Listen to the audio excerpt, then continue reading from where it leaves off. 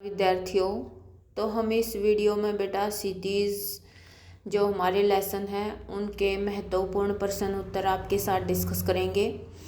तो देखिए, और आपको अगर हमारी वीडियो पसंद आए तो बेटा हमारे चैनल को सब्सक्राइब करें, वीडियो को लाइक करें, शेयर करें। तो देखिए, स्टार्ट करते हैं। हमारा फर्स्ट लेसन है नेताजी का चश्मा। फर्स्ट इसके अंदर प्रश्न पूछ रखा है, जिस किसी ने नेताजी की मूर्ति की आंखों पर सरकंडे से बना चश्मा लगाया होगा उसे आप किस तरह का व्यक्ति मानते हैं और क्यों।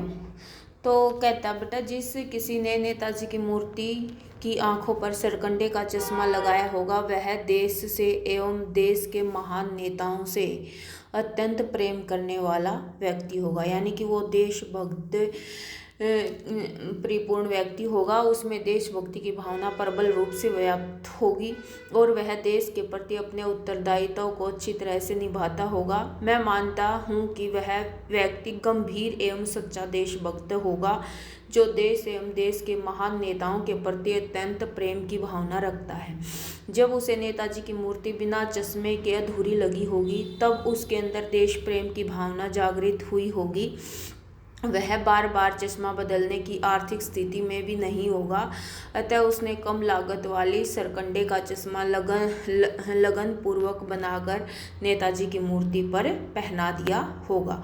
तो यह उनके अधूरे व्यक्तित्व के अधूरेपन को समाप्त कर दिया। अधिक संभावना यह है कि ऐसा किसी बच्चे ने किया होगा। हम अपनी ऐसी भावी पीढ़ी पर गर्व कर सकते हैं। नेक्स्ट कहता है, मूर्तिकार के द्वारा बनाकर पटक देने के पीछे क्या भाव निहित है। तो बेटा इसके अंदर भाव निहित है कि भी मूर्ति में सूक्ष्म बारीकियों का ध्यान अधिक नहीं रखा गया होगा। उसे देखने से लगता है कि इस मूर्ति को बनाने वाला कलाकार बहुत ऊंचे दर्जे का नहीं था। इसे बनाने के लिए उसके पास पर्याप्त समय भी नहीं था। उसने जल्दबाजी में मूर्ति को पूरा करने के लिए पर्याप्त राशि भी नहीं मिली होगी। किसी स्थानीय कलाकार ने उसे कम समय में तैयार करने का विश्वास दिलाया होगा। कम पूंजी एवं कम समय के कारण तथा उत्कृष्ट कलाकारिता के अभाव में बिना सूक्ष्म तथ्यों का ध्यान रखे किसी तरह मूर्ति बनाकर वह अपनी जिम्मेदारी से मुक्त हो गया होगा। तो पटक देने के पीछे बेटा यही भाव हमें महसूस होते हैं। नेक्स्ट कहता है, यह क्यों कहा गया है कि महत्व मूर्ति के रंग रूप या कद का नहीं उस भावना का है। पाठ नेताजी का चश्मा पाठ के आधार पर बताइए। तो बेटा उस भावना का क्यों है, क्योंकि महत्व मूर्ति के रंग रूप या कद का नहीं उस भावना का जिस भावना से मूर्ति का निर्माण हुआ था। तो नेताजी का चश्मा पाठ में शहर के मुख्य बाजार के चौराहे पर उस मूर्ति को लगाया गया था। मूर्ति संगमरमर की थी। 2 फुट ऊंची फौजी वर्दी में नेताजी सुंदर लग रहे थे। मूर्ति को देखते ही मनुष्यों को उनके द्वारा दिए नारे याद आते थे। वास्तव में वह नगर पालिका द्वारा सफल एवं सराहनीय प्रयास था। इस मूर्ति में एक कमी थी, नेताजी का चश्मा नहीं था। रियल चश्मा पहनाकर कैप्टन ने इस कमी को भी पूरा कर दिया था। तो वास्तव में महत्व मूर्ति के कद या रूप का नहीं था, उसके पीछे छिपी भावना का था। इस मूर्ति के माध्यम से लोगों में देश प्रेम की भावना या देशभक्ति की भावना पैदा हो रही थी तथा नेताओं के प्रति श्रद्धा और सम्मान जागृत हो रहा था। वह सबसे महत्वपूर्ण एवं अमूल्य था। नेक्स्ट कहता है, अपने दैनिक कार्यों में किसी न किसी रूप में हम भी देश प्रेम की भावना को किस प्रकार प्रकट कर सकते हैं। तो बेटा हम कैसे कैसे यानी कि अपनी देशभक्ति की भावना का परिचय दे सकते हैं। तो देखिए कि भी देश प्रेम और देशभक्ति हृदय का भाव होता है। तो दैनिक कार्यों में हम छोटे छोटे वो काम करके अपनी देशभक्ति की भावना जता सकते हैं, जैसे व्यक्तियों के साथ प्रेम से रहना, आपसी सौहार्द की भावना या सहयोग की भावना स्थापित करना, अपने आसपास के वातावरण को स्वच्छ और शांतिपूर्ण बनाए रखना। तो बेटा ये भी हमारे देशभक्ति की भावना में ही गिने जाते हैं। नेक्स्ट कहता है, हालदार साहब को पाने की कौन सी बात अच्छी नहीं लगी और क्यों। हालदार साहब को जो पान वाला था बेटा उसकी बात कौन सी अच्छी नहीं लगी थी, क्योंकि जो हालदार साहब को पान वाले के द्वारा चश्मे बेचने वाले कैप्टन को लंगड़ा कहना अच्छा नहीं लगा।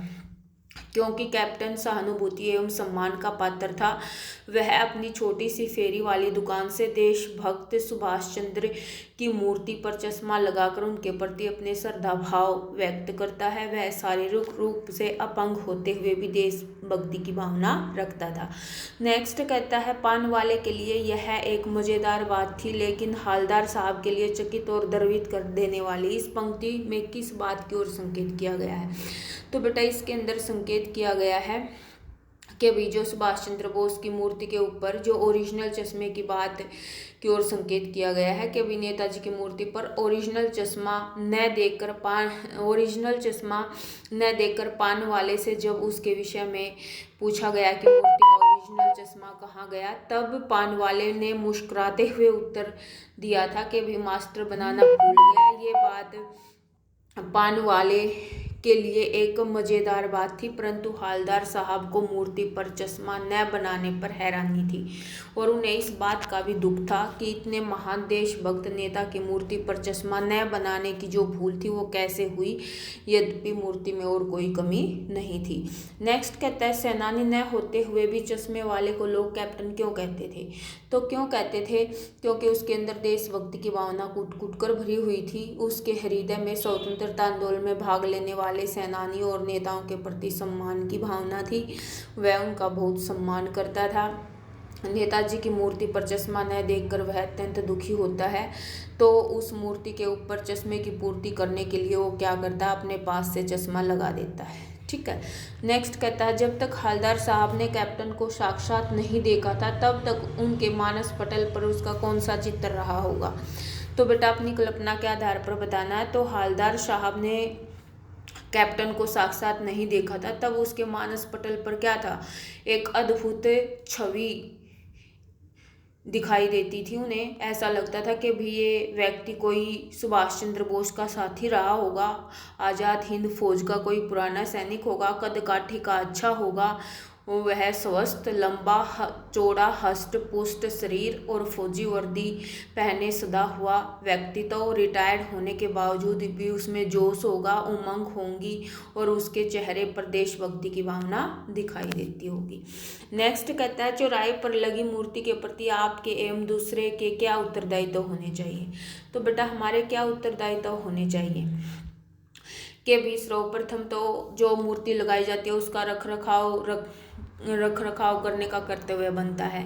नेक्स्ट, जिस भी महापुरुष की है उसके बारे में अन्य लोगों को भी परिचित करवाना चाहिए। समय समय पर विशिष्ट अवसरों पर उस मूर्ति के स्थापना स्थल पर विविध प्रकार के आयोजन किए जाने चाहिए ताकि लोग उस महापुरुष के व्यक्तित्व या उसका जो महत्वपूर्ण योगदान है उससे लोग परिचित हो सकें, उन्हें सम्मान दे सकें और उस मूर्ति के प्रति जागरूक हो सकें। यात्रा के दौरान हालदार साहब को किस बात से प्रफुल्लता प्राप्त होती थी?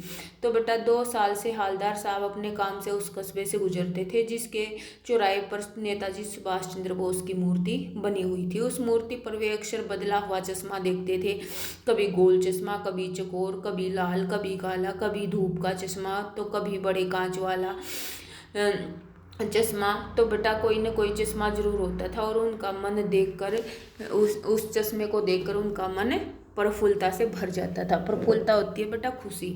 नेक्स्ट कहता है, आप अपने इलाके के चौराहे पर किस व्यक्ति की मूर्ति स्थापित करवाना चाहेंगे और क्यों? तो बेटा क्यों करवाना चाहेंगे और किस व्यक्ति की?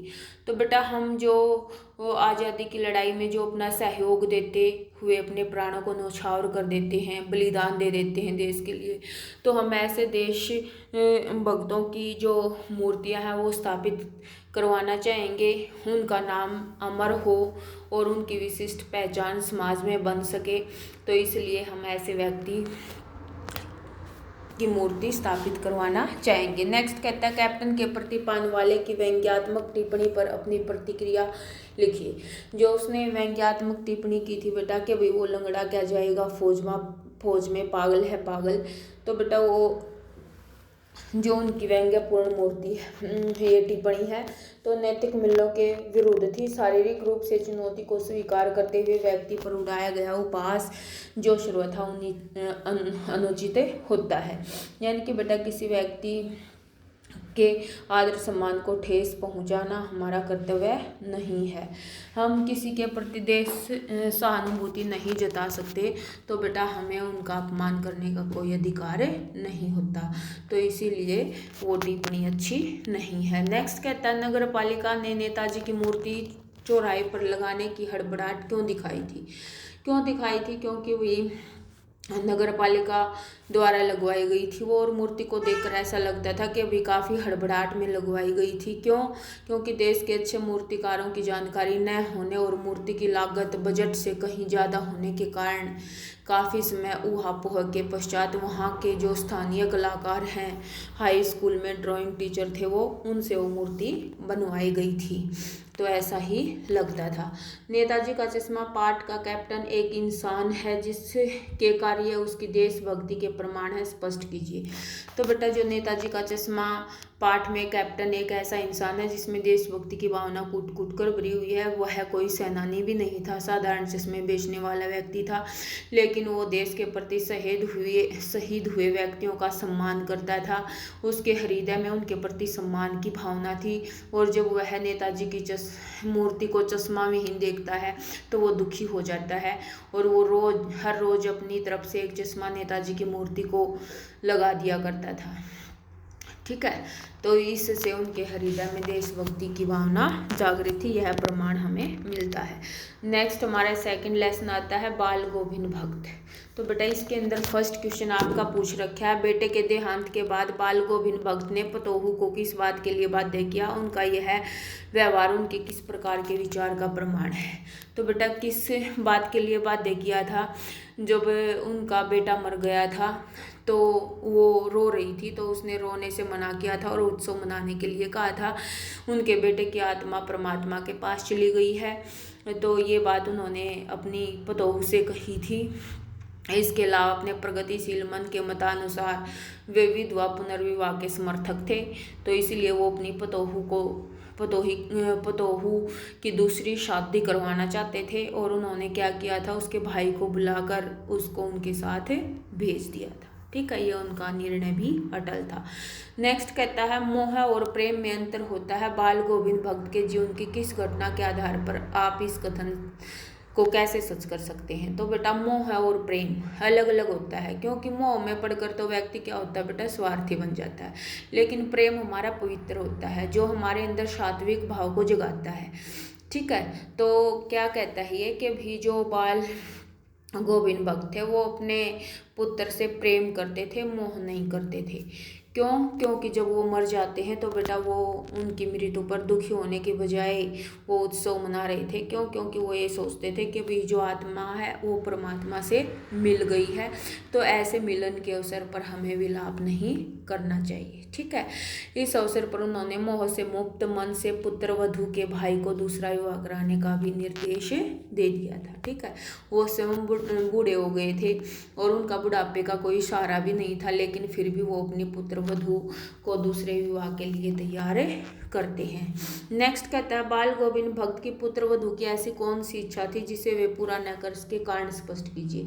तो बेटा उनकी पतोहू की इच्छा क्या थी कि भी वो भक्त के पास रहे और उनकी सेवा करे। वो उनको अकेला नहीं छोड़ना चाहती थी, वो उनके बुढ़ापे का सहारा बनना चाहती थी, लेकिन वो क्या करता है, वो उसको पूरा नहीं कर पाता। क्यों नहीं कर पाता? क्योंकि जब उसके बेटे की मृत्यु हो जाती है तो वो उसको पुनर्विवाह के लिए उसके भाई के साथ भेज देता है। नेक्स्ट कहता है, बाल गोविंद भक्त पाठ के आधार पर बताइए कि बाल गोविंद भक्त की कबीर पर श्रद्धा किन रूपों में व्यक्त हुई है?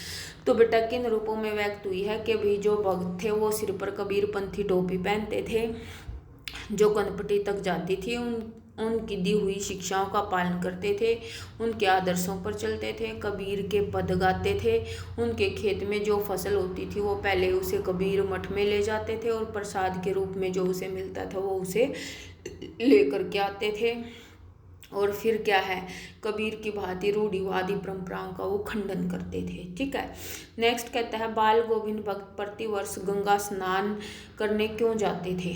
क्यों जाते थे भी? क्योंकि गंगा स्नान के पीछे उनका मुख्य उद्देश्य या आधार भी नहीं था। वास्तव में वे ऐसे अवसरों पर संतों का संपर्क पाना चाहते थे। संत समागम और लोक दर्शन स्नान का मुख्य केंद्र था। संतों से मिलकर सत्संग करना एवं लोगों से मिलने की प्रबल इच्छा उनमें सदैव विद्यमान थी। तो वे पैदल चलते हुए, खंजड़ी बजाते हुए और नियंत्रण गाते हुए आगे बढ़ते थे। नेक्स्ट कहता है बाल गोविंद भक्त की मृत्यु के विषय में क्या मान्यता थी? तो बेटा क्या मान्यता थी कि भाई मौत दुख का कारण न होकर उत्सव का दिन होता है। क्यों? क्योंकि इस दिन आत्मा का परमात्मा से मिलन हो जाता है। नेक्स्ट कहता है बाल गोविंद भक्त किस संत के अनुयायी थे? उन पर उनका कितना प्रभाव था? तो बेटा वो कबीर के अनुयायी थे और उनका प्रभाव उनकी हर दिनचर्या के अंदर दिखाई देता था। वो उनके द्वारा दी हुई शिक्षाओं का पालन करते थे। खेत में जो कुछ भी फसल होती थी वो उसे कबीर मठ में लेके जाते थे। फिर जो प्रसाद के रूप में उसे मिलता था उसी से अपना गुजारा चलाते थे। ठीक है, नेक्स्ट कहता है बाल गोविंद भक्त की उन 3 विशेषताओं का उल्लेख कीजिए जिनके कारण उन्हें भक्त कहा जाने लगा। तो बेटा भक्त क्यों कहा जाने लगा था? कि भाई एक तो उनके मन में दूसरे के प्रति द्वेष का भाव नहीं था। नेक्स्ट बाह्य आडंबरों का वो विरोध करते थे, रूढ़िवादी परंपराओं को नहीं मानते थे और हमेशा दूसरे के कल्याण की बातें करते थे। नेक्स्ट कहता है बाल गोविंद भक्त पाठ में चित्रित भक्त गृहस्थ होकर भी हर दृष्टि में साधु थे। क्या साधु की पहचान माला, तिलक और गेरुए वस्त्रों से होती है या उनके आचार विचार से? इस विषय में अपने विचार प्रस्तुत कीजिए। तो बेटा इन चीज़ों से उनकी पहचान नहीं होती बल्कि उनके आचार विचार से होती है। साधु भौतिक वस्तुओं का संचय नहीं करता, अभाव व कष्ट में जीवन जीते हुए सुख का अनुभव करता है। परोपकार की भावना उनके अंदर समाई रहती है। उनके जीवन का लक्ष्य हमेशा ही दूसरों की सहायता करने का होता है और गृहस्थ होते हुए भी वो साधुता की कसौटी पर उतरते थे। ऐसा ही उनका पहनावा था, ऐसे ही उनके कर्म थे। नेक्स्ट हमारा लेसन आता है लखनवी अंदाज। लखनवी अंदाज में फर्स्ट क्वेश्चन आपका पूछ रखा है नवाब साहब द्वारा खीरा खाने के तरीके से क्या उदर पूर्ति संभव है? यदि नहीं तो इस तरीके को अपनाने में व्यक्ति को किस प्रवृत्ति का आभास होता है? तो बेटा उदर पूर्ति संभव नहीं है। क्यों नहीं है? क्योंकि नवाब साहब खीरे को मानसिक या मनोवैज्ञानिक स्तर पर सेवन किया गया, शारीरिक या भौतिक स्तर पर नहीं। उदर पूर्ति जब तक संभव नहीं है जब तक खाद्य पदार्थ का यथार्थ में सेवन ना किया जाए, यानी कि पेट में कोई चीज़ डलेगी ही नहीं तो बेटा हमारा पेट वहाँ से भरेगा कैसे? कैसे हमें एनर्जी मिलेगी? तो वो सिर्फ दिखावा कर रहे थे। वे इतने रईस खानदान का दिखावा कर रहे थे। वो खीरे को तुच्छ वस्तु मानते थे जो वो खाने लायक नहीं समझते थे। वो केवल सुगंध मात्र से ही अपने पेट भरे होने का झूठा प्रदर्शन जता रहे थे। नेक्स्ट कहता है नवाब साहब द्वारा सेकंड क्लास में यात्रा करने के क्या कारण हो सकते हैं? अपने अनुमान से लिखिए। तो बेटा क्या हो सकते हैं? आर्थिक स्थिति वास्तविक नवाबों जैसी न रही होगी उनकी। फिर कहता है बेटा भीड़ से राहत पाने के लिए, सच में मानसिक शांति एवं एकांत चाहते हो वो लोगों की भीड़ से बचने के लिए। ठीक है, नेक्स्ट कहता है लखनवी अंदाज पाठ में नवाब साहब की एक सनक का वर्णन किया गया है। क्या सनक का कोई सकारात्मक रूप हो सकता है? यदि हाँ तो नहीं सनकों का वर्णन कीजिए। तो फिर ये कहता है लखनवी अंदाज पाठ में खीरे के संबंध में नवाब साहब के व्यवहार को उनकी सनक कहा जा सकता है। सनक का सकारात्मक रूप भी हो सकता है। सनक को पूर्ण आत्मविश्वास के साथ किसी काम को करने की लगन या धुन के साथ जोड़ा जा सकता है। सनक हमारा होता है जुनून, यानी कि कार्य करने का जो जुनून हम पर सवार होता है तो उसको हम बोलते हैं सनक। फिर कहता है ये इतिहास में ऐसी सनकों के अनगिनत उदाहरण मिलते हैं जैसे स्वामी विवेकानंद को ज्ञान प्राप्त करने की सनक, महात्मा बुद्ध को जीवन का सत्य खोजने की सनक, चाणक्य को नंदवंश का समूल नाश करने की सनक, भगत सिंह को देश पर मर मिटने की सनक। तो ये हमारे सकारात्मक पक्ष यहाँ पर उजागर होते हैं। नेक्स्ट कहता है नवाब साहब ने गर्व से गुलाबी आंखों द्वारा लेखक की तरफ क्यों देखा? क्यों देखा था? क्योंकि नवाब साहब ने खीरे की फांकों पर नमक मिर्च छिड़का, सूंघा और फिर एक एक करके सभी फांकों को खिड़की से बाहर फेंक दिया। इसके पश्चात गौरव से गुलाबी आंखों द्वारा लेखक की तरफ देखा। वह अपनी इस प्रतिक्रिया के द्वारा लेखक को अपना खानदानी रईसीपन दिखाना चाहते थे। वे बताना चाहते थे कि वे जो खीरे जैसी साधारण वस्तु को किस तरह से खाया जाता है, जबकि इन सब के मूल में उनका दिखावे से परिपूर्ण व्यवहार ही सामने आया है। नेक्स्ट कहता है, नवाब साहब का कैसा भाव परिवर्तन लेखक को अच्छा नहीं लगा और क्यों। नवाब साहब जब सेकंड क्लास के डिब्बे में चढ़े तो उन्होंने एक बर्थ पर नवाबी अंदाज में एक सफ़ेद पोष सज्जन को पालथी मारे बैठे देखा। उनके आगे 2 चिकने खीरे रखे हुए थे। लेखक उनका सहसा डब्बे में प्रवेश कर जाना नवाब साहब को अच्छा नहीं लगा। उन्होंने लेखक के प्रति कोई रुचि नहीं दिखाई। लेखक ने भी उनका परिचय प्राप्त करने का प्रयास नहीं किया, क्योंकि उन्हें यह लगा कि नवाब साहब शायद अकेले ही सफ़र करना चाहते थे और न ही यह चाहते थे कि कोई उन्हें सेकंड क्लास के सफ़र में करता हुआ देखे। ऐसी स्थिति में उन्हें खीरा खाने में भी संकोच का अनुभव हो रहा था। तो अचानक नवाब साहब ने लेखक को खीरे का शौक फरमाने को कहा। लेखक को नवाब साहब का यह सहसा भाव परिवर्तन अच्छा नहीं लगा, क्योंकि वे शायद अपनी नवाबी सभ्य व्यवहार दर्शाना चाहते थे। नेक्स्ट प्रश्न है हमारा, लखनवी अंदाज पाठ में नवाब साहब के माध्यम से नवाबी परंपरा पर व्यंग्य स्पष्ट कीजिए।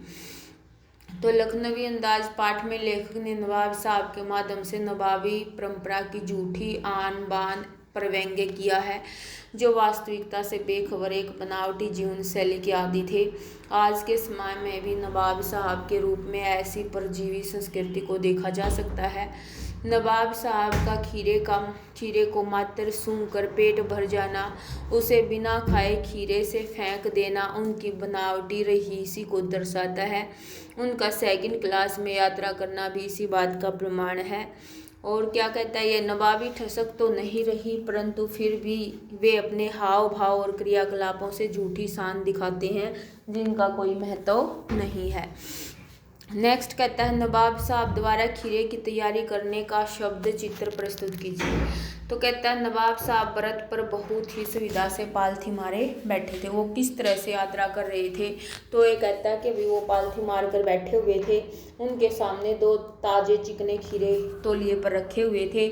उन्होंने खीरों के नीचे रखे तौलिए को झाड़ कर सामने बिछाया और सीट के नीचे से पानी का लोटा निकालकर उन खीरों को धोया और तौलिए से पोंछा और चाकू निकालकर उन्हें गोंद कर झाग निकाला। फिर उनको बड़ी एहतियात से फांकों को करीने से तौलिए पर सजाते हुए रखे। इसके पश्चात उन्होंने क्या किया कि अभी नमक और जीरा लाल मिर्च उनके ऊपर बुरक दी। ठीक है। और फिर कहता है, इस प्रक्रिया में उनका जो मुख था वो रसास्वादन की कल्पना से प्लावित हो रहा था। प्लावित होता है आनंदित होना। नेक्स्ट है अभी लखनवी अंदाज पाठ के नवाब साहब के विषय में पढ़कर आपके मन में कैसे व्यक्ति का चित्र उभरता है। तो एक ऐसा व्यक्ति आता है बेटा जो पतनशील सामंती वर्ग का प्रतिनिधित्व करता है, जो बनावटी जीवन शैली का आदी है। ठीक है। पतनशील सामंती वर्ग के जीते जागते उदाहरण हैं। वो ये तनपूर्वक खीरा खाने की तैयारी करते हैं, लेकिन फिर उसको क्या करते हैं, सूंघ कर बाहर फेंक देते हैं, जो उनकी बनावटीपन जीवन शैली को उजागर करता है।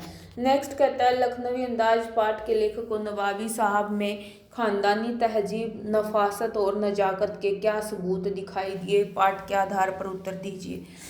तो बेटा ये कहता है, नफासत, नजाकत और ख़ानदानी तहजीब के लिए प्रसिद्ध है। लखनवी अंदाज पाठ में नवाब साहब की ख़ानदानी तहजीब, नफासत और नजाकत का उदाहरण मिलता है। नवाब साहब की ख़ानदानी तहजीब उस समय नजर आती है जब वह बहुत अदब के साथ लेखक को संबोधित करते हुए कहते हैं, अदाब अर्ज जनाब, खीरे खाने का शौक फरमाएंगे। यहाँ उनकी विनम्रतापूर्वक जो आग्रह वो लेखक से करते हैं, तो बेटा वो उजागर होता है। नवाब साहब खीरा खाने के लिए बहुत ही यत्नपूर्वक तैयारी करते हैं, लेकिन फिर वो उसको क्या करते हैं, बिना खाए ही उसे बाहर फेंक देते हैं। तो बेटा ये उनकी नजाकत को दिखाई देता है। ठीक है। नेक्स्ट कहता है लखनवी अंदाज पाठ में नवाब साहब के क्रियाकलापों से हमें उनकी जिस जीवन शैली का परिचय प्राप्त होता है, क्या आज की बदलती परिस्थितियों में उसका निर्वाह संभव है? तर्क सहित उत्तर दीजिए। तो बेटा जो आज ये बनावटीपन जीवन शैली है, तो बेटा आजकल तो वो हमें अधिकतर दिखाई देती है। नवाब साहब द्वारा अकेले में खीरा खाने का प्रबंध करना, लेखक के आ जाने पर खीरे को सूंघकर बाहर फेंक देना तो उनके रईसीपन को दिखाता है। तो आज के ज़माने में जो परिस्थितियाँ वो बदल रही हैं, बनावटी जीवन शैली है, तो बेटा ऐसा निर्वाह संभव तो नहीं है, लेकिन फिर भी लोग क्या कर रहे हैं कि अभी इस शैली के प्रति ज़्यादा आकर्षित हो रही हैं और ना ही इनसे हमें कोई प्रेरणा मिलती है, ना हमारी प्रगति होती है। तो बेटा बनावटी जीवनपन शैली में क्या होता है, ना तो आनंद होता है, ना वास्तविकता होती है, ना जीवंतता होती है। ठीक है। और जो रिश्ते हैं वो क्या है बेटा, हमारे कमज़ोर हो जाते हैं। नेक्स्ट देखिए, नेक्स्ट क्वेश्चन कहता है लखनवी अंदाज पाठ में खीरा खाने की तैयारी करने का चित्र प्रस्तुत किया गया है। किसी प्रिय खाद्य पदार्थ का आस्वादन करने के लिए आप जो तैयारी करते हैं उसका चित्र अपने शब्दों में लिखिए।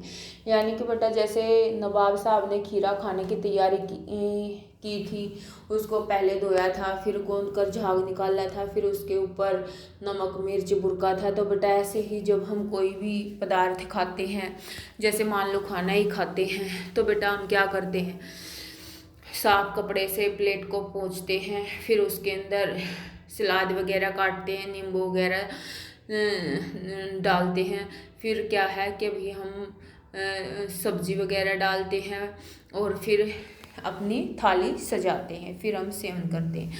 उसके बाद कहता है लखनवी अंदाज पाठ के नवाब साहब ने अकेले सफ़र काटने के लिए खीरा खरीदा। आप अकेले सफ़र का वक्त कैसे काट सकते हैं? तो बेटा कैसे काट सकते हैं, अपने जो खाद्य पदार्थ हमारे बेटा हमें अच्छे लगते हैं तो वो घर से लेकर के आते हैं, फिर भूख लगने पर हम उनको खा लेते हैं। लेकिन आजकल तो फास्ट फूड का इतना प्रचलन हो चुका है कि भी जो मनुष्य है वो बाहर का ही खाना ज़्यादा पसंद करते हैं। मनपसंद फिल्म देख लेते हैं, पुस्तक पढ़ लेते हैं। पुस्तक पढ़ने का भी प्रचलन नहीं है, आजकल तो नेट पर फिल्म देखी जाती है, गूगल पे यूट्यूब देखा जाता है, इंस्टाग्राम चला लेते हैं बच्चे टाइम पास करने के लिए। नेक्स्ट देखो, हमारा लास्ट लेसन है नौबत में इबादत, नौबत खाने में इबादत। फर्स्ट इसके अंदर क्वेश्चन पूछ रखा है बिस्मिल्लाह खा काशी क्यों नहीं छोड़ना चाहते थे? तो बेटा क्यों नहीं छोड़ना चाहते थे? क्योंकि वे गंगा मैया से अपना अटूट संबंध मानते थे और वो कहते थे कि भी उनके खानदान की कई पुश्तों ने यहाँ शहनाई बजाई है। सेकंड था कि भी जहाँ से अदब हासिल हुआ है, यानी कि हुनर, जिस ज़मीन से उन्हें ये हुनर प्राप्त किया है उस जन्नत को छोड़कर जीते जी जाना संभव नहीं है। नेक्स्ट कहता है बिस्मिल्लाह खां के व्यक्तित्व की कौन कौन सी विशेषताओं ने आपको प्रभावित किया है? आप इनमें से किन विशेषताओं को अपनाना चाहेंगे? तो बेटा जो बिस्मिल्लाह खां थे उसके अंदर क्या थी? सौहार्द की भावना थी। सौहार्द होता है सहनशीलता। वो हर धर्म के साथ क्या था बेटा, भाईचारे का व्यवहार करते थे, एकता की भावना थी उनमें।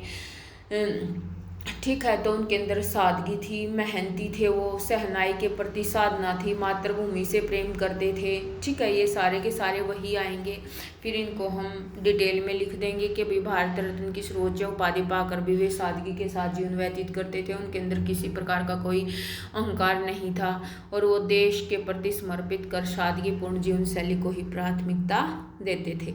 नेक्स्ट कहता है बिस्मिल्लाह खां जीवन भर ईश्वर से क्या मांगते रहे और क्यों? इससे उनकी किस विशेषता का पता चलता है? तो बेटा वो क्या मांगते थे खुदा से कि भाई ऐसा सुर जिसमें इतना असर हो कि आंखों से सच्चे मोती जैसे आंसू निकल आए।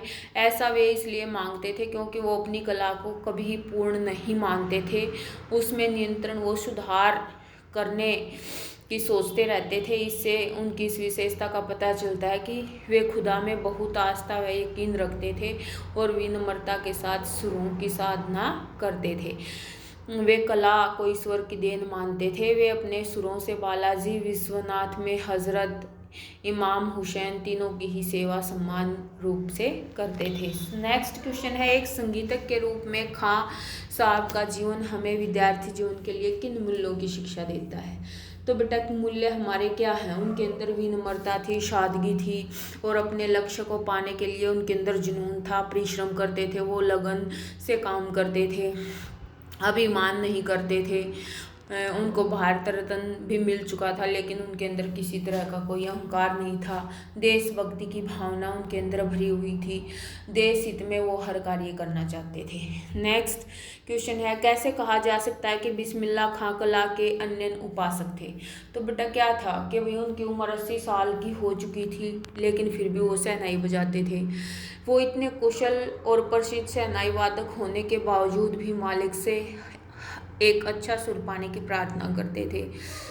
वो अपनी कला को कभी भी धन के साथ नहीं जोड़ते थे। भारत रत्न की उपाधि से अलंकृत होने के बाद भी उनके अंदर किसी तरह का कोई लालच नहीं था। वे अपनी कला को ईश्वर का आशीर्वाद मानते थे। ठीक है, इसीलिए वो बालाजी विश्वनाथ मंदिर में शहनाई बजाते थे। काशी विश्वनाथ के प्रति बिस्मिल्लाह खां की श्रद्धा का उदाहरण दीजिए।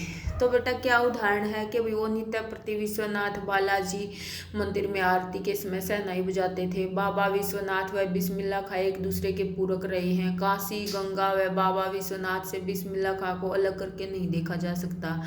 जब भी वे काशी से बाहर रहते थे तब भी क्या करते थे वो कि भी उन्हीं की तरफ मुँह करके बैठते थे। अपनी शहनाई का प्याला घुमा और सुर साध कर अपनी श्रद्धा प्रकट करते थे। भीतर की आस्था रीढ़ के माध्यम से बजनी शुरू हो जाती थी, यानी कि उनके अंदर इतनी आस्था थी, बाहर जाकर भी वो उन्हीं की तरफ मुख करके काम करते थे। नेक्स्ट कहता है ये, बिस्मिल्लाह खां के व्यक्तित्व की ऐसी 2 विशेषताओं का उल्लेख कीजिए जिन्होंने आपको सर्वाधिक प्रभावित किया है। तो बेटा क्या था कि भाई वो सभी धर्मों का सम्मान करते थे, वो धर्मों से ऊपर उठकर काम करते थे, विनम्र थे, वो सादगी पसंद थी उनको। बिस्मिल्लाह खां के व्यक्तित्व की किन विशेषताओं ने आपको प्रभावित किया? ये भी हमारा वही क्वेश्चन है कि भाई क्या क्या चीज़ें थी उनके अंदर। नेक्स्ट कहता है ये, बिस्मिल्लाह खां ने आपस में भाईचारे के साथ रहने की प्रेरणा देशवासियों को किस प्रकार दी थी? किस प्रकार दी थी कि भी वो इस्लाम धर्म को भजने वाले तथा 5 वक्त नमाज पढ़ने वाले मुसलमान थे। मुहर्रम से उनका विशिष्ट जुड़ाव था। धर्म एवं जातिगत उनके मन में दूर दूर तक भी नहीं था। क्यों नहीं था? क्योंकि हिंदू एवं मुसलमान दोनों के उत्सव में वो मंगल ध्वनि बजाते थे। बालाजी के मंदिर के प्रति उनकी विशेष श्रद्धा थी। वे काशी से बाहर होने के बाद भी क्या करते थे? विश्वनाथ और बालाजी मंदिर की दिशा की तरफ मुँह करके बैठते थे और शहनाई बजाते थे। ठीक है, इस तरह से उन्होंने क्या किया था? देश में भाईचारे का संदेश दिया था। नेक्स्ट क्वेश्चन है, बिस्मिल्लाह खां के व्यक्तित्व की कौन सी विशेषताएं आपको प्रभावित करती हैं? वही है ये भी। नेक्स्ट देखिए, मुहर्रम से बिस्मिल्लाह खां के जुड़ाव को अपने शब्दों में लिखिए। तो बेटा मुहर्रम से उनका लगाव ज़्यादा था। मुहर्रम के महीने में बिस्मिल्लाह खां और उनका पूरा खानदान सियाह मुसलमान हजरत इमाम हुसैन एवं उनके वंशजों के प्रति वो शोक प्रकट करते थे। यह शोक 10 दिन तक चलता था। 10 दिन तक व्यक्ति मुहर्रम के दिनों में न तो कोई शहनाई बजाता था, न कोई संगीत के कार्यक्रम में शामिल होता था। मुहर्रम की 8वीं तारीख उनके लिए विशेष महत्व रखती थी। इस दिन साहब खां खड़े होकर शहनाई बजाते थे। वे करीब 8 किलोमीटर पैदल रोते हुए नोहा बजाते चलते थे। इस दिन कोई राग भी नहीं बजाया जाता था।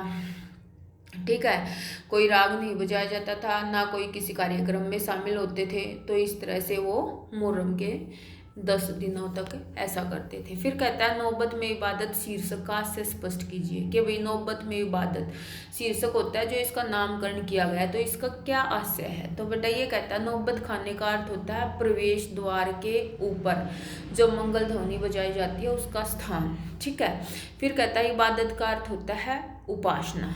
ठीक है, काशी में पंचगंगा घाट स्थित बालाजी के मंदिर में ड्योढ़ी थी और ड्योढ़ी के नौबत खाने में बिस्मिल्लाह खां बचपन से शहनाई बजाते थे। उनके हर दिन की शुरुआत इस ड्योढ़ी से हुआ करती थी। उनके अब्बाजान भी यही ड्योढ़ी पर शहनाई बजाते थे।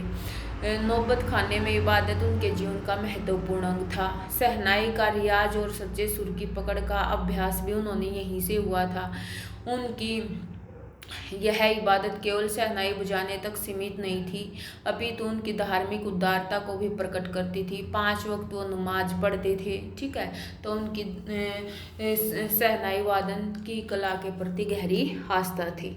नेक्स्ट कहता है भी नौबत खाने में इबादत पाठ के आधार पर उस्ताद बिस्मिल्लाह खां का प्रारंभिक परिचय देते हुए बताइए कि उनमें संगीत के प्रति आसक्ति उनके गायन और संगीत को सुनकर हुई थी। तो बेटा ये कहता है कि भी जो उस्ताद बिस्मिल्लाह खां था वो क्या थे, शहनाई वादक थे। उनकी संगीत के प्रति गहरी रुचि थी। उनका जो जन्म था वो डुमराव गांव में बिहार राज्य में हुआ था। बचपन से वो अपने नाना के घर काशी आ गए थे।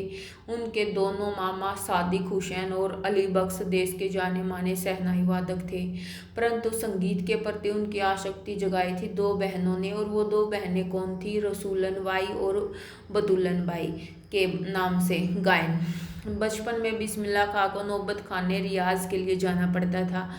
वही जाने का रास्ता उन दोनों बहनों के यहाँ से होकर जाता था।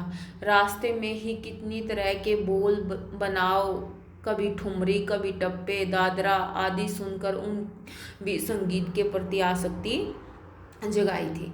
तो बेटा ये हमारे महत्वपूर्ण प्रश्न उत्तर है। उम्मीद करती हूँ मैं आपको ये समझ में आ गए होंगे। तो बेटा आपको हमारी वीडियो कैसी लगी कमेंट के माध्यम से हमें बताएं। वीडियो को शेयर करें, लाइक करें और बेटा चैनल को सब्सक्राइब जरूर करें। धन्यवाद।